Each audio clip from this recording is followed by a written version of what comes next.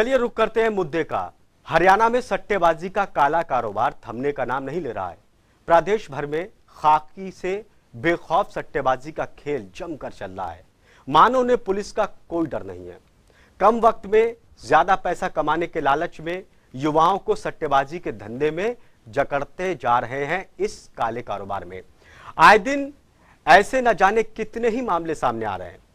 अब तो सट्टे का काला कारोबार करने वाले भी ऑनलाइन करने लगे हैं। अब इस काम को लेकर ऑनलाइन भी सट्टेबाजी हो रही है। यहां तक कि आईपीएल के वक्त तो यह काला कारोबार कई गुना बढ़ गया था। कई मामले सामने आए थे। यहां तक कि लाखों करोड़ों का कारोबार कर रहे थे, लेकिन पुलिस को इसकी भनक तक नहीं थी। हालांकि ऐसा नहीं है कि पुलिस प्रशासन कार्रवाई नहीं कर रहा था। कुछ आरोपियों की धरपकड़ भी हुई थी, लेकिन यह कार्रवाई ऊंट के मुंह में जीरे के बराबर थी, जो बिना मिली भगत के संभव नहीं थी।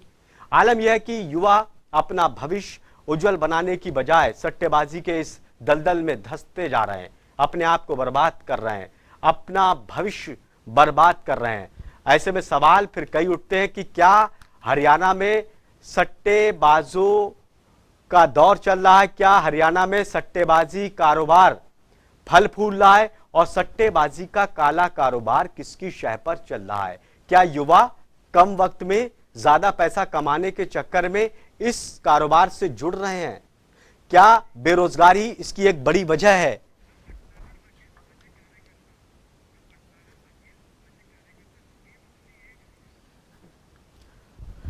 पूनम भटनागर जी है, सामाजिक कार्यकर्ता है, हमारे साथ जुड़ गए। पूनम भटनागर जी, स्वागत है आपका जनता टीवी में। थैंक यू, धन्यवाद। पूनम भटनागर जी, आप देख रहे हैं कि जो सट्टा कारोबार है बढ़ता जा रहा है, युवा इसमें जुड़ रहे हैं कम वक्त में ज्यादा पैसे कमाने के लालच में। क्या लग रहा है कि जिस हिसाब से ये बढ़ रहा है, क्या पुलिस की लापरवाही है, लचर व्यवस्था है, या फिर बेरोजगारी ये एक बड़ी वजह है? देखिए, इसमें कई कारण हैं। बेरोजगारी अपनी जगह पर है। दूसरी जगह हम कह सकते हैं कि कहीं ना कहीं पेरेंटल जो आजकल जो हम अपने माँ बाप के आगोश में कह सकते हैं, माँ बाप की छत्र छाया में रहते थे। आज माँ बाप बच्चों को ऐसे छोड़ देते हैं जैसे वो उनकी औलाद ही नहीं।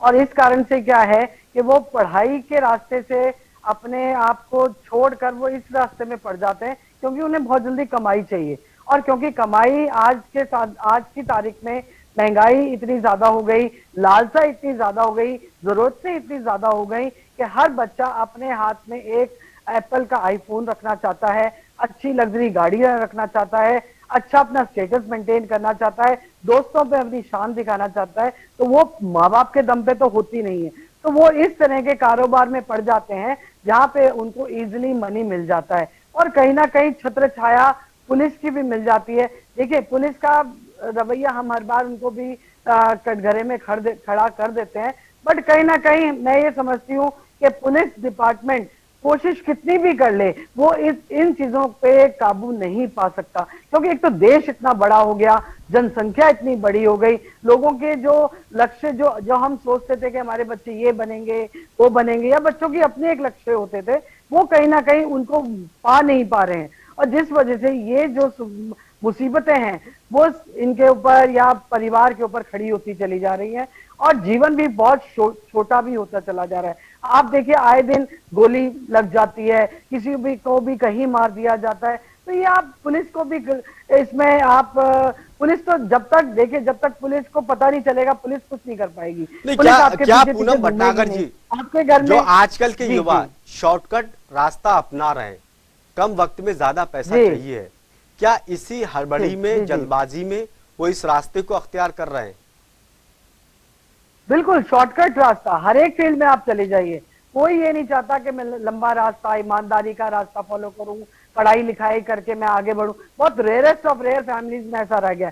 ज्यादातर बच्चे क्या करते हैं, शॉर्टकट रास्ता अपनाते हैं, चाहे उनको किसी भी माध्यम से गुजरना पड़े, उनको पैसा चाहिए। और पैसे की लालसा इतनी ज्यादा हो गई कि उनकी आज जो सुविधाएं जिस स्टेटस में वो रहना चाहते हैं वो माँ बाप से उनको पूरी नहीं हो पा रही। हो सकता है माँ बाप की कमाई उतनी ना हो कि वो बच्चे को एप्पल फोन दिलवा सके, लग्जरी गाड़ी दिलवा सके। जब वो कंपनी, जब वो अपनी पीयर ग्रुप में रहते हैं और जब उनको दिखता है कि मेरा वो दोस्त तो भैया स्कॉर्पियो में घूमता है, वो पला ऑडी में घूमता है, मेरे पास तो स्कूटर है, तो कहीं ना कहीं वो लालसा बढ़ती है। और जब वो लालसा बढ़ती है तो उसे शॉर्टकट ही दिखाई देता है और वो ऐसी कंपनी ढूंढता है जहां पे उसको इस तरह का माहौल मिल जाता है और वो उसमें पनपने लगता है। तो ये बहुत रीजंस हैं जो आज की युवा जनरेशन में जो है पनप रहे हैं, क्योंकि युवा जनरेशन ज्यादा सोच नहीं पा रही है और माँ बाप उनकी उसमें कोई हेल्प नहीं कर पा रहे हैं। माँ बाप खुद जो है फाइनेंशियल कहते हैं ना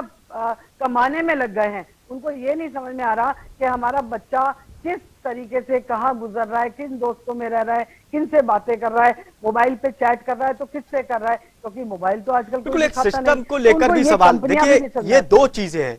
एक सामाजिक बुराई है, क्या परिवार से संस्कार नहीं मिल पा रहे हैं, क्या वो ऐसे समाज में रहते हैं जिसकी वजह से इस कारोबार से जुड़ते जा रहे हैं। दूसरी तरफ क्या प्रशासन की लचर व्यवस्था है, क्या प्रशासन इस पर सख्ती से काम नहीं करता है, क्या प्रशासन का संरक्षण है। तो दो पहलू पर इस पर हम चर्चा करेंगे। रणवीर शर्मा जी है, पूर्व आईपीएस अधिकारी है, हमारे साथ जुड़ गए। रणवीर जी, स्वागत है जड़ता टीवी में आपका। सट्टेबाजी को लेकर यह कारोबार बहुत तेजी से बढ़ रहा है और युवाओं को अपनी तरफ आकर्षित कर रहा है। आरोप सिस्टम के ऊपर भी लगते हैं सर। आप बिल्कुल सही कह रहे हैं। पुलिस पर तो ये सबसे लगेगा, क्योंकि मेन रोल पुलिस का है और पुलिस के लिए थोड़ी परेशानी ये आती है कि भी हमारे पास सट्टा, शराब, ये पेटी ऑफेंस। नंबर दो, इन पुलिस को दूसरी बहुत ज्यादा व्यवस्था है, वो है लूट है, हत्या है। इन मुकदमों को वो हीनियस क्राइम रहते हैं, इस वजह से व्यवस्था वहां ज्यादा होती है। तीसरा, जितनी रहती हैं वो सरकार की तरफ बहुत ध्यान दे पाते। तीसरा, मैं ये भी मानूंगा कि मिली होती है और ये गलत काम हो रहा है उनसे पैसे का मिल रहा। इस सट्टेबाजी से हमारे जो छोटे पुलिस कर्मचारी हैं इधर उधर पैसे हैं और इस तरह से भी वो पनपते हैं कि हाँ, हमारे जो पुलिस वाले हैं वो कुछ नहीं बोलेंगे पे या चौक पे लेवल के अधिकारी हैं, जारी वो उनसे कहीं मिले हुए होते हैं, पे वो देते हैं। अच्छा, तीसरा तो इस कारण है इसका जुर्म, जो जुर्म है वो एक छोटा सा जुर्म है, उसको ज्यादा है और ना सजा होने की वजह से जाते हैं, पता होता है भी वकील जाएगा जमानत करना। तो इन 3-4 कारणों से हीनियस क्राइम में व्यवस्था। नंबर 2, पेटी ऑफेंसेस। नंबर 3 के अंदर जो है उसकी सजा कम होना और कोर्टें हैं या लेकिन जो एक्टर है कोर्ट। लेकिन रणवीर जी कहा जाता है कि पुलिस को सब मालूम होता है कहां पर क्या चल रहा है। उसको ये तक पता होता कि किस चौराहे पर क्या बातें हो रही, किस चौराहे पर कितने बजे कौन लोग बैठते हैं, कौन लोग उठते हैं। पुलिस का एक जाल बिछा होता है, एक सिस्टम है, सारी चीज मालूम होती है। इन सब के बीच में ये कैसे व्यवस्थित तरीके से चल जाता है ये कारोबार। मैं आपकी बात सहमत नहीं कि ये पुलिस की मिली भगत से ही होता है। वो हमारा लेवल है, डीएसपी, एसएचओ और एसपी, अगर वो इसको सख्ती से करे बंद हो जाए। हाँ। तो पॉलिटिकल विल, क्योंकि पॉलिटिकल इंटरफेरेंस होते, लोग भी वोटर, इनके मोहल्ले के घर वाले भी हैं, जो पॉलिटिकल लोग हैं या जिन्हें हम लोग कहते हैं बीच में आ जाते हैं, वो पॉलिटिकल की तरफ से हो चाहे तरफ से, वो लोग इनको पुलिस से छुड़वा लेते और पुलिस पर इंटरफेयर करके दबाव दे देते। तो पॉलिटिकल विल बिल्कुल स्ट्रांग हो तो सट्टा नहीं चलेगा। ये डीसीएस क्लियर हो कि ये बर्दाश्त नहीं। नंबर 3, विधायिका को चाहिए कि वो मजबूत बनाए जिससे कि सजा प्रावधान हो, ये डिटरेंट हो जाएगा। लेकिन रणवीर जी, क्या सट्टा जो कारोबार है इससे फिर और भी कई अपराध जुड़ जाते हैं? अगर इस कारोबार से जुड़ा है तो क्या इसके जरिए और भी अपराध, चाहे वो अपहरण हो गया, फिर पैसा सट्टे में लगाना है उसकी व्यवस्था करना है, तो चोरी चकारी, लूट डकैती, ये अपहरण, ये सारी चीजें फिर शुरू हो जाती हैं। मैं सहमत हूं असीम भाई इसमें। बिल्कुल, जो आदमी छोटे बिजनेस करेगा, शराब पीने के टाइम में मैं एसएसपी को रहा तो वहां का अनुभव है कि वो बच्चे शराब बेचते, शराब के साथ पुलिस डिपार्टमेंट और जेल डिपार्टमेंट और हमारा प्रोसिक्यूशन डिपार्टमेंट उसको जब एक्सपायर हुआ, उन्हें पता चला तो कोई खास नहीं आती, जमानत हो जाती है, छोटा मुकदमा है। तो इसी तरह से जुआ सट्टा शराब में जब लोग मतलब पैसा आराम, अगर 200 रुपए 2 घंटे में मिल जाते हैं या 1000 रुपए 2 घंटे में मिल जाते हैं, तो वो इस मनी मेहनत ना करके और इस सट्टेबाजी की तरफ करते हैं और उस क्राइम को वो बड़े पे भी करने की कोशिश करते हैं, बैंक बना लेते हैं। जो लोग डिपार्टमेंट है, सीआईडी है, ये जो छोटे लेवल पे उनसे सेटिंग कर लेते हैं और सेटिंग करके उस पुजारी को आगे। तीसरा, जो हमारा पब्लिक रिलेशन है, मेरे मतलब सामाजिक आगे आना बहुत जरूरी है। उनके को आना कि भी हमारा बच्चा इस पढ़ के, उनका सहयोग हमें नहीं मिल पाता है, तो बहुत थोड़ा सा मिलता है, वो लोग करा लेते हैं। तो इसलिए मैं चाहूंगा कि पब्लिक प्लेटफॉर्म है वो से अगर उसके साथ हो, उनका लेवल मजबूत खड़ी हो, समाज और पुलिस का जो रिलेशन है और कानून का सिक्योरिटी भी उसमें मजबूत होगा, जब पॉलिटिकल इंटरफेरेंस नहीं होगी और समाज के लोग पुलिस का साथ देंगे, अभी ये सट्टेबाजी बंद होगी। पूनम भटनागर जी, अब इन सारे अपराध के पीछे एक चीज आ जाती कि संस्कार। अगर परिवार से क्या संस्कार अच्छे मिले होंगे तो क्या इन जैसे इस कारोबार से लोग, बच्चे जो है वो दूर रहेंगे? तो आप मान रहे हैं कि अच्छे संस्कारों का होना जरूरी है? देखिए, आजकल न्यूक्लियर फैमिलीज हो गई हैं। पहले जॉइंट फैमिलीज थी, संस्कार मिलते थे, दादा दादी के साथ बच्चे रहते थे, पूरा परिवार हुआ करता था, जॉइंट फैमिली हुआ करती थी, तो वैल्यूज पता चलती थी कि घर में कैसी वैल्यूज हैं, कैसे हमें रहना चाहिए, कैसे किससे बात करनी चाहिए, क्या डिस्टेंस मेंटेन करना चाहिए, वो वैल्यू थी। अब क्या है, न्यूक्लियर फैमिलीज हैं, 2 बच्चे या हद से मार के 1 बच्चा, और उसको इतना लालन पालन करके माँ बाप पालते हैं कि उसके पालन के चक्कर में वो दोनों कहीं ना कहीं जॉब करते हैं, पैसा आता है, उसका लालन पालन होता है और उसको वो सुख सुविधाएं दी जाती हैं जो कि अनटाइमली, जैसे एक तो होता है कि आपको टाइमली कोई चीज मिले, अनटाइमली अगर कोई चीज आपको मिलती है तो उसकी वो बहुतायत, उसकी वो महत्वता नहीं समझ आती। तो वो हम बच्चों को पहले ही इतना कर देते हैं सब चीजों से भरपूर कि वो बच्चा सोच ही नहीं समझ पाता, और जब वो बड़ा होता है तो वो जब इस तरह के माहौल में घुसता है जहाँ पे उसको संस्कारों का ही नहीं पता चलता,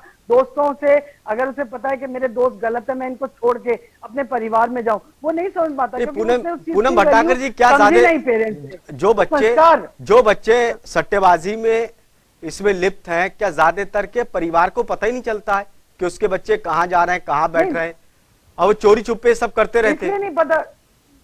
इसलिए नहीं पता चलता ना जी, क्योंकि माँ बाप तो काम पे चले गए, पीछे से बच्चा क्या कर रहा है, किससे बात कर रहा है, किससे उसकी टॉक हो रही है, उसके घर में कौन आ रहा है, कौन लैपटॉप पे वो क्या काम कर रहा है, खुफिया बातें चलती रहती है, माँ बाप को नहीं पता चलता। जब पता चलता है जब वो पुलिस के हथकंडे में पड़ जाता है या पुलिस के घेराव में आ जाता है या उसको कहीं ना कहीं पकड़ा जाता है, तो कहीं जब ये माँ बाप को पता चलता है और जब तक वो बहुत लेट हो जाती है सिचुएशन, तब उनको रियलाइज होता है काश हम में से एक जना इसको देख पाता। तो ये चीजें संस्कारों पे बहुत डिपेंड करती हैं और माँ बाप को बच्चे के लालन पालन तक, पोषण तक, उस पर ध्यान देना बहुत जरूरी है। और ये जो मोबाइल है, ये बहुत बड़ी खतरनाक चीज है, इसको जो हम दे देते हैं 4th 5th स्टैंडर्ड में जाके ही हम बच्चों के हाथ में मोबाइल पकड़ा देते हैं, और आजकल तो नर्सरी केजी से ही शुरुआत हो गई कि ऑनलाइन सब कुछ हो रहा है। तो जब बच्चे इसमें लिप्त हो जाते हैं, 1-to-1 टॉक होती है, ग्रुप में टॉक होती है, माँ बाप की इतनी हिम्मत नहीं होती कि बच्चे का उठा के मोबाइल देख ले, लेकिन क्योंकि उसमें ऑलरेडी ये सारी चीज परिवार को इन चीजों पर ध्यान देना चाहिए। लेकिन पूनम जी, क्या बेरोजगारी एक ऐसी चीज है जिसके चलते युवा इस तरफ आकर्षित हो रहे हैं? अब उनको काम तो करना है, खर्च तो अपना चलाना है, तो फिर सट्टेबाजी में लग जाते हैं। बेरोजगारी एक बड़ी वजह है, सट्टेबाजी हो, ये सामाजिक बुराई है, क्योंकि वो जो लक्ष्य प्राप्त करना चाहते हैं वो लक्ष्य प्राप्त नहीं कर पाते। जब वो नहीं प्राप्त कर पाते तो वो इन चीजों में पड़ जाते हैं, क्योंकि पैसा तो चाहिए, पेट भी है, ख्वाहिशें भी हैं, तमन्नाएं भी हैं, उनको पूरा भी करना है। तो वो माँ बाप से ना मांग कर वो इस तरफ बढ़ जाते हैं, या फिर माँ बाप की कुछ छोटी मोटी चीजें चोरी करने लग जाते हैं। जब तक वो पता चलता है, जब तक बहुत लेट हो जाता है। तो कहीं ना कहीं ये बहुत बड़ी सामाजिक बुराई है, हमें इन बच्चों को इन्वॉल्व करना पड़ेगा। हालांकि सरकारें कोशिश करती हैं कि भाई स्टार्टअप्स कर दें, स्किल एजुकेशन दे दें, कुछ ना कुछ कर दें, लेकिन वो चीजें आपके अपने मन में भी होनी चाहिए। अगर बच्चों में मेहनत करने की इच्छा शक्ति नहीं होगी, अगर आप बच्चों को इस तरह से पालेंगे ही नहीं कि वो मेहनत कर सके, वो जो है बिना एसी के रह सके, बिना जो है फीडिंग स्पून के रह सके, तो वो पूनम भटनागर जी, माफी के साथ आपको रोकना चाहूंगा, वक्त की कमी है। दोनों मेहमानों का बहुत बहुत शुक्रिया।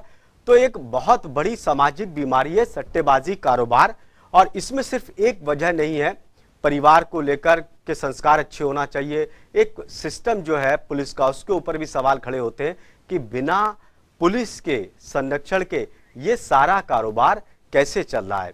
तो खास कार्यक्रम में फिलहाल इतना ही।